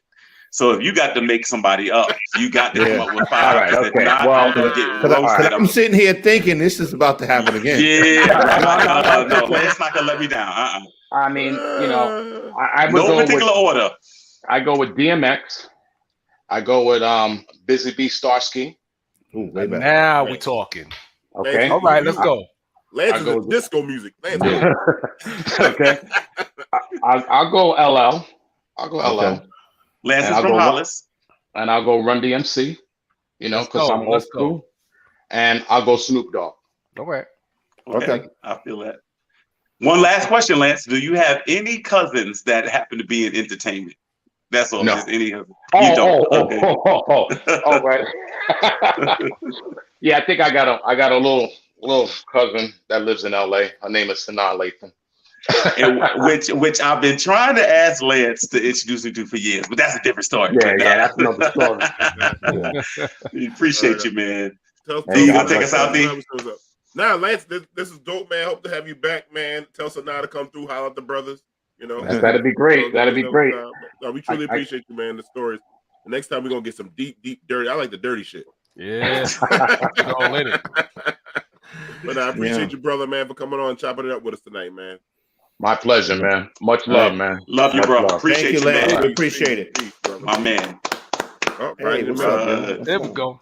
Jamie, There take you us to go. commercial. Oh, there go my man. Oh, shit. He going to the bathroom, and it's time for us to go to the bathroom. That's Jamie,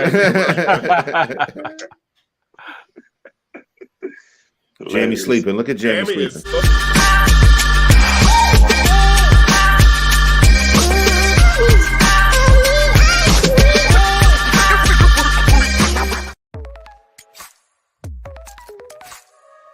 Hi, I'm Dawn Kelly, and I'm the founder and CEO of The Nourish Spot, a healthy food and beverage haven in Southeast Jamaica, Queens, chosen in 2019 as Micro Business of the Year by the U.S. Small Business Administration. My adult children, Jade and Owen Duncan, and I established The Nourish Spot to provide affordable access to healthy produce, to help our neighbors combat chronic diseases, to provide jobs for a diverse community youth. And it's no secret that small businesses play a critical role in the local economy. It's also proven that community is vital to the growth of small businesses. So come, let us nourish you at The Nourish Spot. We're open Monday through Friday, 9:30 to 6, and Saturdays, 10 to 6 p.m.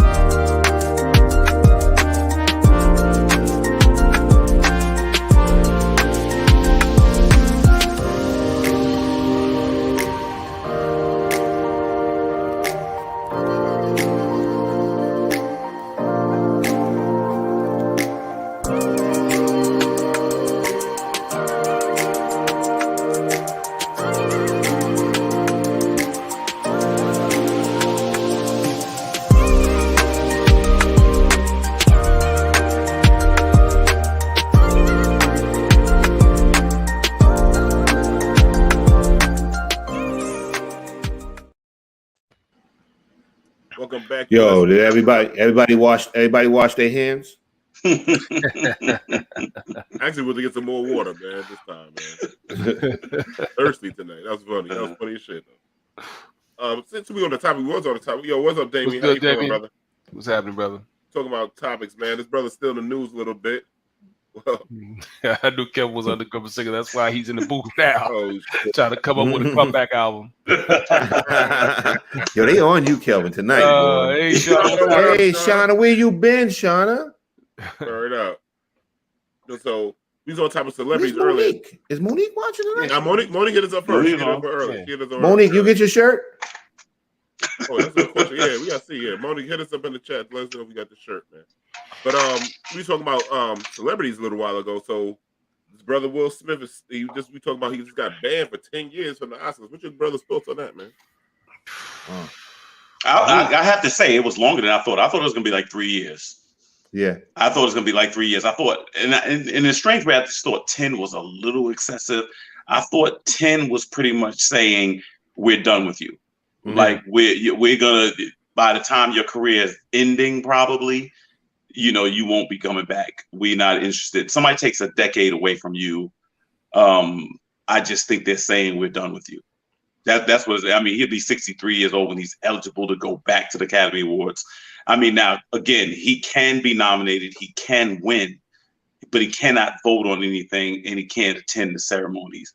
And so I think they just wielded as much power as they could. But I thought 10 years was saying, don't come back. That's what I thought it was saying. Yeah, I agree, Kelvin. I think 10 years was a little excessive. I don't think that it's really, maybe it's just me, but I don't really think it's all that serious anyway, because he can still win. I just say he can still win the award, and still get nominated. But you know, I mean, what do they think he's going to happen? I think he's probably learned his lesson. You know what I mean? You know, you think he's a danger or a threat for the next 10 years? You know what I'm saying? To wild out. I'm not really.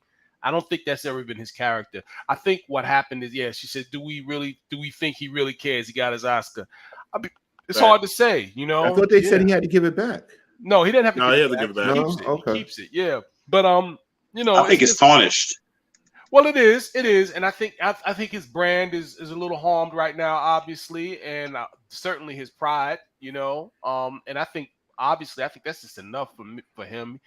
You know, he doesn't have the he doesn't have a reputation, at least until recently, until that night of you know, being a hothead or being wild or anything. So you know, so 10 years just seems to be really, really excessive to me. But it's their, you know, it's their bullshit organization. So, you know, by all means. Monique said, I think they did this because he acted the fool the year Sidney Poitier died. Did he? Sidney died in January. Sidney died in January, right? Yeah. I mean, I didn't even realize that. I don't think that was maybe their motivation, but I mean, it is ironic. I will ask you guys something that I haven't heard asked of anybody during this entire time. I was trying to understand. I'm sorry. I was trying to understand what she was saying. I got it now. Yeah. What would you, if you were him or in his position right now, what would be your next move? Somebody just said it, but I would get rid of Jada's ass. That would be my next move. Yeah, that'd be my just next for him move. personally. I don't know if that's a good deal for his career right now. Yeah, well, how Anyway. would you try to build this Anyway. back? Like, you'd obviously be careful about what your next project is. Like, I'll give you an example. When Chris Rock had when Chris Brown had the situation with Rihanna. I don't know why, but his first public event was singing the national anthem at a boxing match, and people were saying how bad it just looked to be at a fighting event after, you know, in that situation. Some people just thought it was a bad look that his publicist allowed him to do that, or suggested, or didn't deter him from doing that. What do you think you would do next if you were him? Rod said he would go for a divorce, but career-wise, is there anything that you would do? How to get back to the public? How would you try to ease back, or do you think about that? I didn't give a chance. I didn't say anything about my opinion about the 10 years, but I'm going to add it in there. The thing is, I think, like, I agree with both of you guys about the 10 years, right? I think it's designed to basically hinder his career more. And I think that behind the scenes, I think they're going to have a lot of people not want to touch him either, as part of punishment as well. But as far as career wise, I don't know. I mean, we talked about how much interview with Chris Rock is worth. We never talked about how much an interview would be worth with Will sitting down talking about that night too. Good point. So, I mean, he's always got that on the back burner to make some cash if he has to sit down and talk about that interview, or sit down and talk about that interview and his marriage.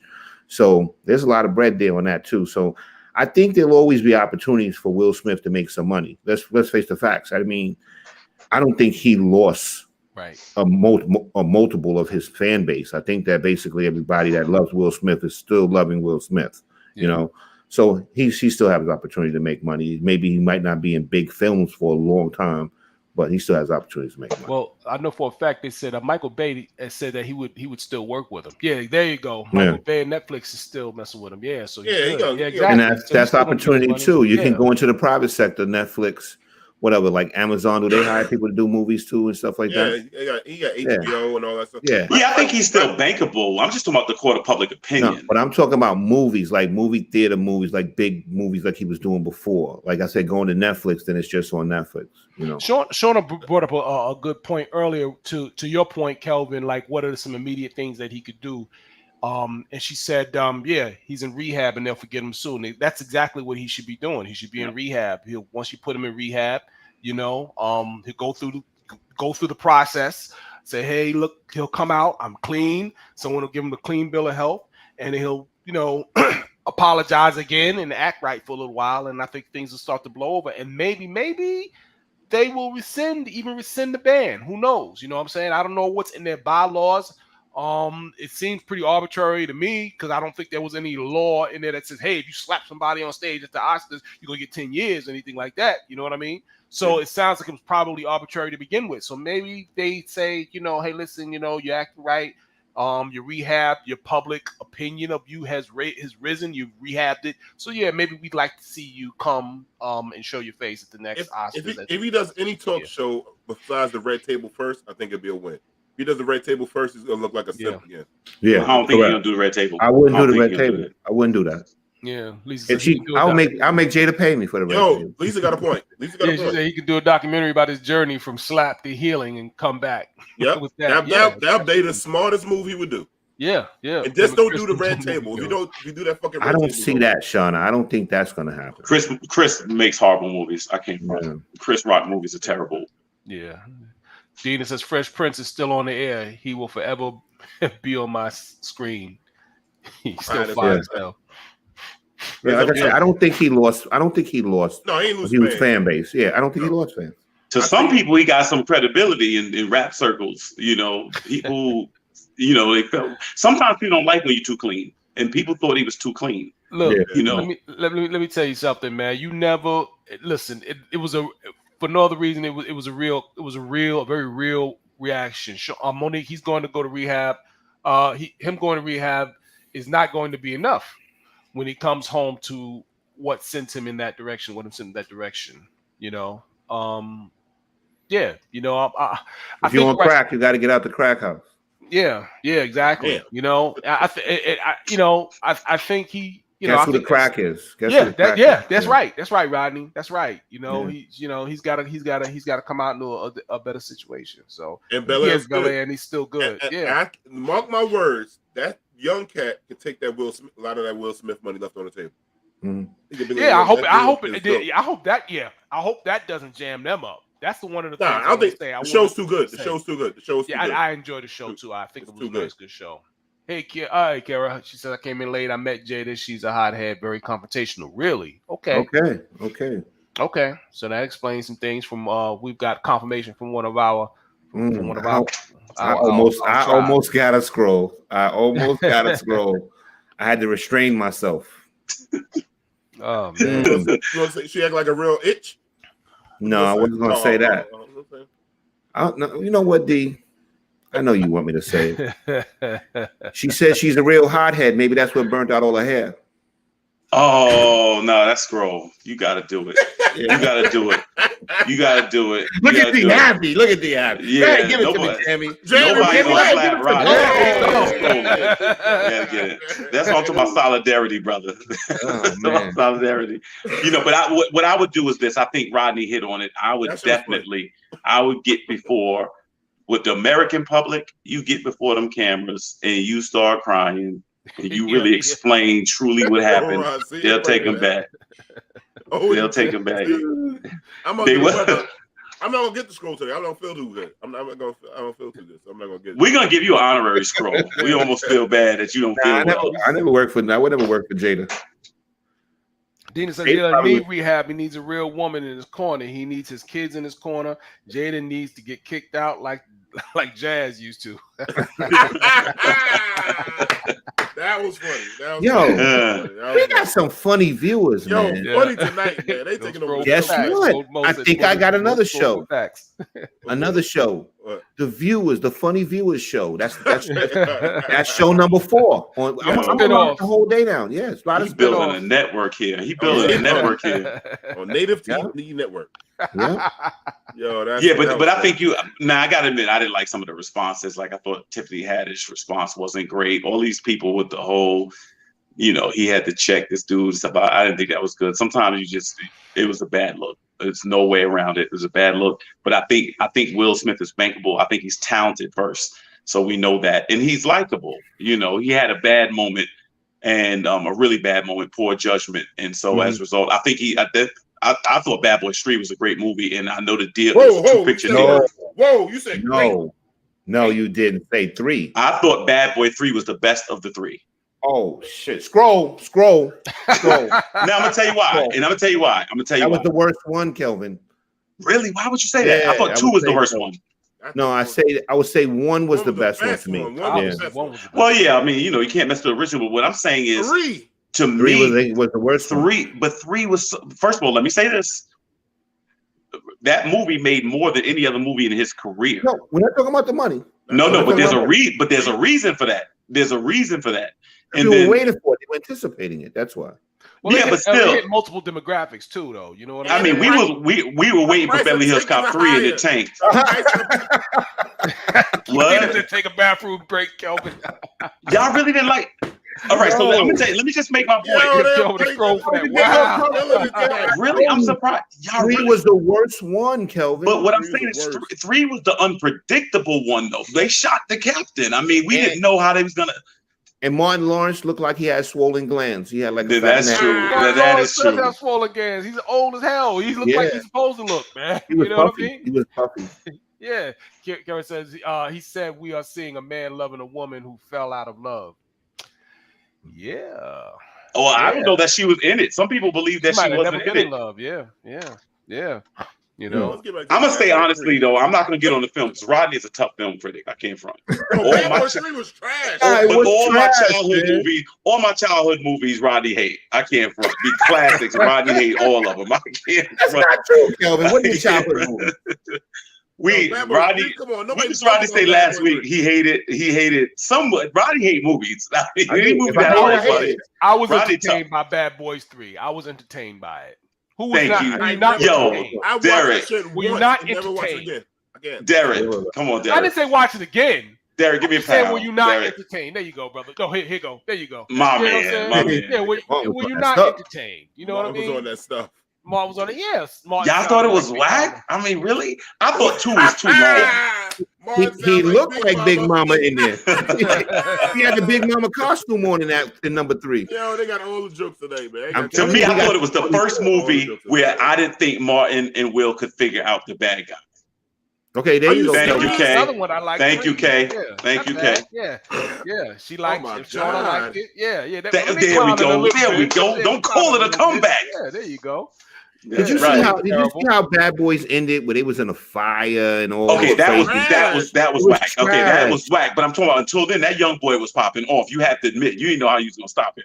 The only thing that did shock me in the movie is that when Will Smith got shot in the movie. That was the beginning of the movie. That's what made it so ill to me. It is so correct. That was it. I thought it was a dream sequence. Now, we don't know that, Monique. Now, do you think anyone will want to work with an actor that will never bring them an Oscar? We don't know that.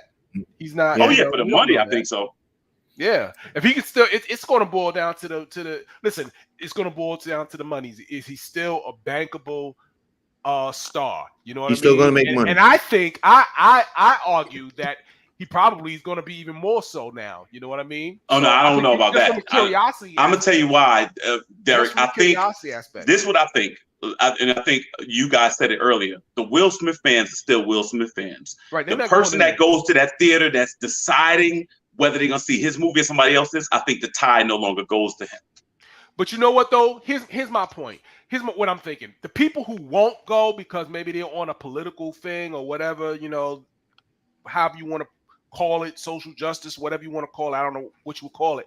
Those type of people are very particular type of people in individuals anyway. I don't know how many of them would have naturally gone to a Will Smith a blockbuster a movie anyway. You know what I mean? They're kind of highbrow. Maybe they need something else. You know what I mean? So I don't know. But I think he shattered some of his image. I think that's the thing that I don't think will ever be repaired, because it's like you thought Will Smith was the guy. In other words, they can put him out there. He's never going to embarrass you. He's never going to say the foul thing. He's never going to whatever. And all that is gone in an instant. That's the problem, I think, you know. And I mean, now the thing is, to me, I don't think that there's a rapper that's a better actor necessarily than he was. I mean, like I look at LL. To me, LL's not really a great actor. Right, but we don't even think of Will Smith as an actor, as a rapper anymore. You know what I mean? We think of him as an actor now. LL, and actually, Will is actually nice rapping wise. He's been an actor way longer than he's been a rapper. Yeah, correct. Right. I agree with Derek when he said I wouldn't even put Will Smith in the rap category at all. At all. Right. Yeah. He's an actor at this point. You don't even. It's just something that got him into the game, but it didn't. That he went in a whole different direction. Yeah, Right. Yeah. It's not like LL. I still look at LL as a rapper turned actor. You know what I mean? But probably 50-50 at this point. I never see his L. Whenever so funny. Anything I see L in, I still see LL. Like I don't see if he playing a mailman. I'm like that's a mailman. Like that's LL. Right. Like you don't ever suspend disbelief with LL. It's not right. Yeah, y'all got to get off my man, Kelvin. They've been hitting me with the 2-piece tonight. I mean, Kelvin, you got a saddle on your back. This ain't about me too, is it? Okay. About LL. Yeah. No, nah, LL is not, Farmers Boulevard's own. I love him, but I never see. I get what you're saying about him as being an actor. You know what I mean? LL's, he's his LL in a movie is it tends to be. He kind of look like he's acting. Movie, it's more of a hood movie. It's That's the thing. He's still our guy. He just like he's acting like in a rap video. I don't think he has range. I just don't think L has range. I don't think he can. No, he has no range. He has no range. Yeah, it's very. Now, Tupac could act. I thought DMX was a pretty good actor. Well, I'd be interested to hear. God Almighty, what are we doing? They're gonna get you again. What are we saying? You just won't stop. No, Kelvin said Will Smith is nice lyrically. He is. Will can rap. Will have bars. He just ain't had the content y'all like. Yeah, I was still looking at the screen. Thanks. He ran around looking at his lips. But then you said DMX. No, let me say this. No, what I'm saying is think about it. Oh Some of them to actually come from not being trained to actually be in. Did you see Belly?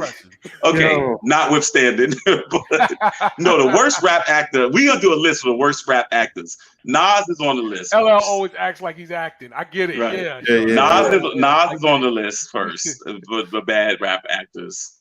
Yeah. Some people held their own though. I thought DMX only played himself in the movie, so that was it. DMX and what, Belly? Kelvin, stop. I've never taken Kelvin's opinion. You know what's funny? I would have been interested to see Pac though, man, as an actor. Pac he was trained. Got to think about it to see. He was trained. Was he trained? I didn't know he was trained as an actor. That's where he and Jada met at what's the name school? Art school. Yeah, he had that charisma. I really would have been. I really would have been interested to see that. You said you see that. Please don't say Ice-T, Kelvin. You know what's so funny? Yeah. Yo, did y'all have a meeting without me? Did y'all have something like with the audience before I was here? Oh my God, Ice Cube! Oh my God, Kelvin, they roasting you tonight. Yo, you're flooding the system, Kelvin. Oh my God! You know what? I think I got the fifth show. The fifth show is Kelvin does movies. He's going to be a movie critic. That's what it is. Right, Kelvin on film. Right. Yeah. All right. I want to retract the DMX part. All right. I just made a mistake and said that one. All right. That was wrong. Okay. I retract that. That one. Oh my gosh. Woo! Latifah is the second nicest rap actress. I would say Latifah's good. I like Queen Latifah. You don't say no, that's not fair because True would set it off. She just did like a biopic, so that wasn't right. I think she's great. Shit! What happened? What did he say? He said she did a biopic when she did set it off. Oh, you got the scroll. Don't forget the scroll. You got the scroll again. Did it come through? Nah, I think this is I think this is a conspiracy. No, Kelvin, you're the new D. You're the new D now. I'll be honest. She did not have to show no rage. Set it off. You know that's the truth. You know, made me laugh. You know, made me laugh about Set It Off. They interviewed Latifah about Set It Off. They's like, "What's the difference between you and Cleo?" She was like, "Well, I don't really wear braids like that." Yo, you got a point. I feel like Queen Latifah. Oh God! Yo, I feel like she keeps playing herself every movie, man. You got a point. A point. But that one in particular. But she's a great actress, though. Yeah. I'm watching her in Equalizer. You know what I mean? She was in a movie. She was in a movie where LL was her love interest. See, that's acting right there.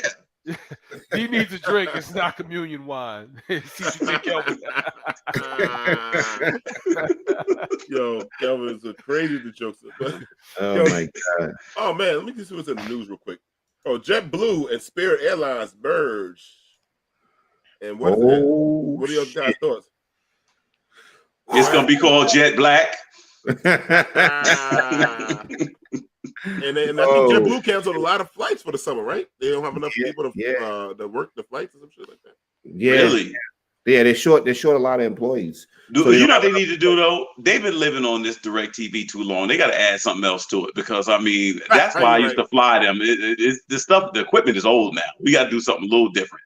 Give me something. I got on 3 flights when the TV didn't work in my seat. They always give me credit, but I was tight. I got a man. with no TV. Oh no, I can't take. And then the other people around you got TV. Oh no, no, that just can't. Yeah. Oh, do you realize what this is going to cost if Spirit and JetBlue merge? There's going to be a lot of coupons for Hennessy on the fucking flight. Hennessy and pork rinds. I still say pork rinds. Yo, I'm gonna send you guys. I'm gonna send you guys why black people love Hennessy. It's very deep. It's deep. Wow. They supported the black folks a long time ago. Monique said people are going to book black. That's what they are going to do. That's what they're going to send them to Spirit. Yo, I'll be so fucking tight. I get that yellow ass plane, bro. I'll be tight as a motherfucker. They put me in that with them lawn chairs on that shit. Facts. Yeah, D is foul. D foul. No, Spirit Airlines have former strippers working there. Yeah, with bullet holes. No bullshit. No, they went no bullshit. What make you think it's former? They don't fly every day out of the month. If it's a long flight, they're gonna have a pole on the plane. They work in Clear Hills. You know what? Let me tell you something. I want to say to the audience, people may not know this. The only person on the show that's never got a scroll is Derek. Derek's the only one never got a scroll. Watch it, which Derek. is clearly the light skin bias. That is what's going on. But we want Derek to get a scroll. We want the fans to write in. Just let it go. Just let it breathe. Henny, sign me up then. But yeah, no. They say it's gonna be interesting. You know, they got to figure out which union the flight attendants will have to work for. Wow. The blue pork rides. Yeah. Blue pork rides. One of y'all gonna mess around and be a billionaire up here. Why would JetBlue go in this direction, man? They know they was wrong. Maybe they're buying out the planes. They buy all the planes and get most of those routes and stuff like that. Maybe it'd be a good thing that now JetBlue could go to more different places. They are going to Europe now. They're going to different places. So maybe that JetBlue is watching Chop It Up, and they're going to send D to Spirit. So D, if you was in Virginia somewhere close, and the only flight you could take is Spirit, would you take Spirit or you rent a car and drive home? I'm renting a car. Yeah. Well, the thing is, if they try, I do realize if they put D on Spirit, he's going to go viral. He's going to make YouTube.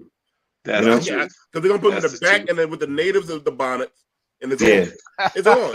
They say the stewardess are wearing the fuzzy slippers too. Facts. Yeah. Right, the fuzzy big ass slippers, right? And bonnets. And pajama pants. Yeah. I would love to be on that flight just to see logo on the pants. I would just love to see the flight attendants where they got to tell you about all the alarms and the security at the beginning and what happens in the case of an emergency. I would love to be on that to hear that.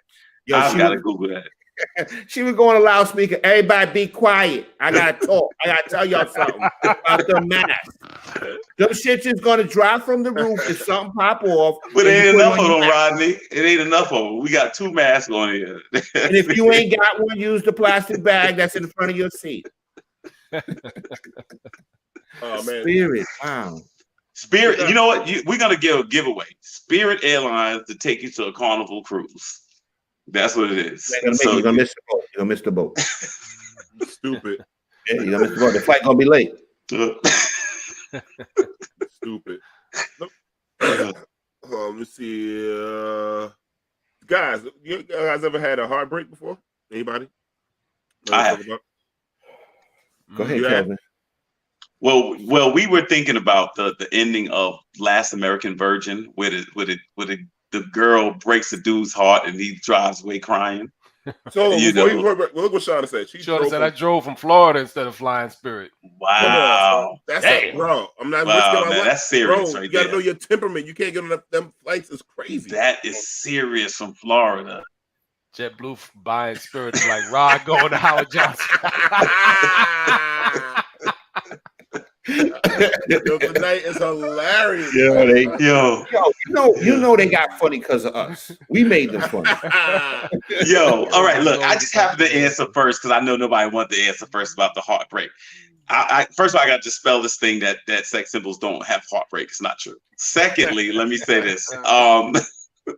All right, so everybody knows my story about when I was cheated on, but by the woman I thought we were gonna be together, and she cheated with her ex-boyfriend. And that ain't the crazy part. The foul part was when she asked me to be the baby's godfather. That was the part that was foul. Damn. That's dead serious. That is dead serious. Was your ex Jada Pickett? I was about to say the same shit. I was about to say that right now. It had to be Jada. Shit. So what is the biggest heartbreak you guys have ever had? I remember I had a heartbreak in my last year of junior high school. And I mean, it shaped me. I'm glad it happened. But I remember I cut school to go to another section of Queens. I don't want to say why, because she might be watching. And to surprise her, and I found her in the park with another dude hugged up kissing. Oh, you know, I was crushed, man. I was crushed. Now, what'd you do? Did you just break out like my man from Last American Version, or you said something? No, I didn't say nothing. I actually broke out. I saw it. She saw me, and she didn't even stop. And she saw it. Yeah. But the thing is, God works in mysterious ways, Kelvin. Because the thing is, when I got into my 20s, I ran into her again. Wow. Yeah. So revenge is sweet. And she was looking beat up from the feet up. No, she still was holding it together. But the thing is, like, you know, we went out a couple of times, and then she was under the impression that me and her were getting back together, and that wasn't the case. I don't want to go into details about what I did. It won't make me look. I already know. Yeah. Ron's weight was up. His weight was up. My mind was right now. Yeah, you got your mind right, money right, everything. Yeah. I had a car, everything. I was doing it then, you know. She saw me, and she wanted to, you know, we exchanged numbers again, and we went out a couple of times, and guess what? I reversed the heartbreak. She said, "I'm glad you and Jesus are best friends. He's still with me." Oh man, what is heartbreak? Wow, that was tough, Rob. That was tough. Yeah, that was tough. Then after that, I never really had another heartbreak or whatever. Anything else I saw coming before it came after that, you know. Wow. Damn, look at Monique wrote. Monique said, mine was a guy dating me and then started dating my cousin and my uncle. Ooh, violation. Oh, man. Wow. Dang, man, you know, cold. Yo, that's the next show, Rodney. That's the next show. Next show. We got up to another show, number 6. Yeah, man. I can't front. Heartbreak / payback. All right, Superfly, Derek, what's up? Talk to us. Let me see, man. I wouldn't say it's my worst, but it was definitely my first. It was I was not familiar with the Dear John letter. All right. Now, if you know what the Dear John letter is, that's Dear John, I love you and you love me, but I have met someone else. It's not you, it's me, right? You know what I mean? And I'm, you know, so, you know, distance, you know what I mean? Distance, you know, she went off to school, I went off to school, you know, and I got my little Dear John letter. And I'm like, what? You know what I mean? Not my baby, not her, not my baby. I'm here, Mr. Telephone Man, going all crazy, trying to call from the hall phone. You know how you do that in college, you know what I mean? Yeah, you got your little phone card playing and whatnot. You know, your phone card, I'm burning it up. Oh, my God. Oh, man. Yeah, man. Well, who do y'all think are worse? Who do you think is more foul when it comes to breakups, women or men? Because I think it's women. I think women have this, that they can be a little more ruthless. The dudes are simple to figure out to me, but the women, they could do it with no remorse. Nah, I seen some dudes do some cold-blooded shit, man. I seen some dudes do some stuff. I agree with Lisa. Lisa said, "I respect the Dear John letter over ghosting nowadays." Ghosting is kind of ill. Yeah, you're right. Yeah. Monique says, I'm dating a guy and he dated a girl that looked like a guy and then had a baby, brought the child to the house as his cousin's child. Oh, man. Wow. Damn. All right, I take that back what I said about the girls being I told you guys. I seen guys do some cold-blooded shit, man. Come on. Cold-blooded. For real. Yo, I knew somebody that was sleeping with 2 sisters, and the sisters never told each other that they were sleeping with him. Oh, now that's on them. He had the sisters turned against each other. Lived in the same house, same mom and dad. It was unbelievable. I couldn't believe that lasted that long. And That's called pimping. That's called pimping. Then it said my boyfriend at the time brought his side boo to my basketball game. Couldn't fight at the moment. I had a scholarship to maintain. I caught that hoe and him in the parking lot. Absolutely. Absolutely. All right. Well, listen, we burying the lead. Where's the Gestapo? What's up, D? She said, and I dropped 30 and 10 that night. Good job. Yeah, all right. Let him hold you down. Let him hold you down. Man, heartbreak for me. I don't think heartbreak. I was upset that my side chick got back with her baby daddy. We both each other's sides. You know, there's a certain role you're supposed to play. You don't supposed to be going back with the motherfucker and then wind up marrying her. So yeah, that shit. I thought it was gonna be me and her. She's gonna be my side chick for life. Then the nerve of her, right, D? I was tight, son. Like, you can't trust a side chick. Sitting there wanting the future for herself. She knows she was wrong. Yeah, but they wind up getting divorced anyway. So like, yo, come on, you should roll it. Right, if she'd have stayed with you and been a side chick, she wouldn't have to go through all that. Exactly. You got a heartbreak on that. At least I kept it real with her. This nigga, this motherfucker had a whole nother family thing kind of going on. Man. Yo, to be honest with you, a lot of cheaters. Long time ago, right? Long time ago. A lot of cheaters get cheated on too. Yeah, man. Yeah. Let me see. Yeah, my college girlfriend. Monique said my cousin started dating his girlfriend's aunt. Who do you? Do not go to Monique's family reunion. It's brutal. Vipers over there, bro. Oh, wow. Kelvin's big heartache was when Red Bull left. That's the truth. That is the truth. Yeah, you know something? I got a question I always wanted to ask Kelvin. What's up? Kelvin, I hate to put you on the spot, man, but on a daily basis, how does it feel to walk around being a sex symbol? I'll tell you, first of all, I envy most guys that don't have to deal with it. I envy you guys. Like, I don't want to have to deal with it, but it's nothing I can do about it. You know, the expectations are so high, stuff like that. You know what it is, Rodney. It's just something somebody has got to do it, brother. Yeah, you know? yeah. Rodney. But the thing is, Kelvin, you do a good job, man. Thanks. Man. I'm trying, brother. I'm trying. Yeah. You know what I'm saying? I do it for the people. I do it for the people. You know what I'm saying? Oh man! Wow. But so y'all brothers too cool. Derek. No. I too fly. No. All mine was my other. When I broke up my lady, then my side chick at the time, she wound up getting engaged. That shit's fucked up. then so no, your side chick don't want to stay on the side. That's their problem. Yeah, they want to go to the front lines, and the front lines they want to do something. You know what I'm saying? So I'm telling true shit. Then one time, this girl I was messing with, and I thought she was gonna be my lady. Then she's like, "Yo, this is our last time sleeping with each other. I'm engaged. I'm about to get married." That's heartbreak. You can't find it. I mean, can't find good shit. Whoa, we almost got one. Is it coming? I ain't say. I almost slipped. Because this guy might make it to the end of the show without a scroll. Word up. I'll tell you. I understand now. Somebody was asking me to come preach the other day, and they said, "Wait a minute, you friends with D?" That's they said. I didn't know how they said. I feel it. Word to Black Jesus. These are all true stories, man. All right, so you're supposed to say like, "Bitch, you'll never be nothing without me." Remember that? They don't come to see you, Otis. I help some of these chicks out in life, man. Made them better people. Wow. You know what I'm saying? I'm telling the truth, man. I'm telling the truth, man. I was mad the first one and shit, man. I'm like, well, I'll tell you, we made a good executive decision tonight. For those that don't know, we were gonna broach a topic about should Black women venture into dating white men. I'm glad we didn't do that tonight. That's all I'll say. I'm glad we didn't do that tonight. Let's do it next week. Next week. All the women that are showing. I think the decision has already been made tonight, though. Yeah, warm the audience up. What was the topic again? Should Black women date or marry? I think it was marry. Marry. Right? It was after this conversation, resoundingly, I think they're gonna say yes now. I think we're gonna save it next week. But it came from the fucking Post, so you know what that is. Yeah. Oh yeah. You already know what it is. You already know what it is. Oh man. We're gonna save it for tomorrow. Save it for the show. Week. Save it for the show. Next week we'll chop it up. But ladies and gentlemen, it was great tonight. This was fun. We love that you came and rode the wave with us for the hour. We love y'all. So we want to say peace, and peace. D didn't get a scroll tonight. Amazing. Told you. I made it through. It must be broke.